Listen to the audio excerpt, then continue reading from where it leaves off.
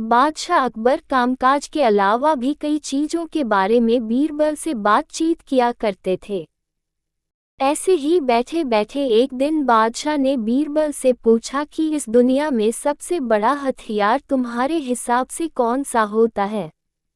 इस बात के जवाब में बीरबल ने कहा कि संसार में आत्मविश्वास से बड़ा हथियार कुछ और नहीं हो सकता है।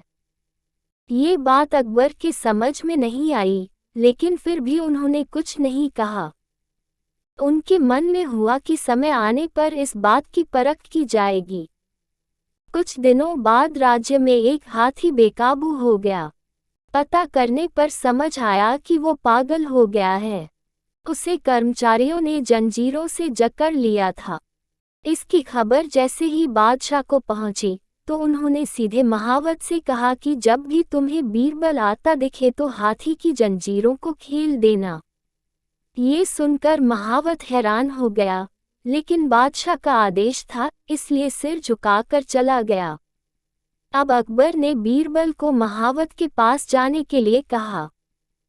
महावत ने भी बादशाह के आदेश का पालन करते हुए बीरबल को आते देख हाथी को जंजीरों से मुक्त कर दिया। बीरबल को इस बात की खबर नहीं थी, इसलिए वो आराम से चल रहे थे।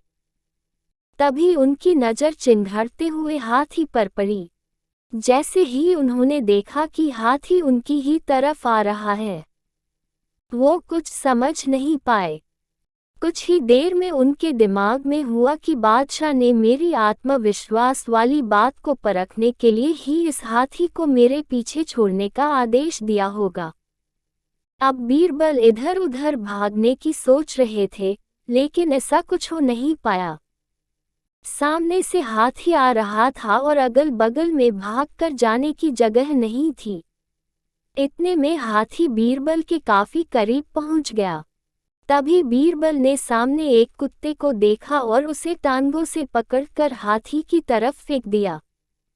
कुत्ते चीखते हुए हाथी से टकराया। उसकी ऐसी चीखें सुनकर हाथी वापस उल्टी दिशा में भागने लगा। कुछ ही देर में इस बारे में बादशाह अकबर को पता चला।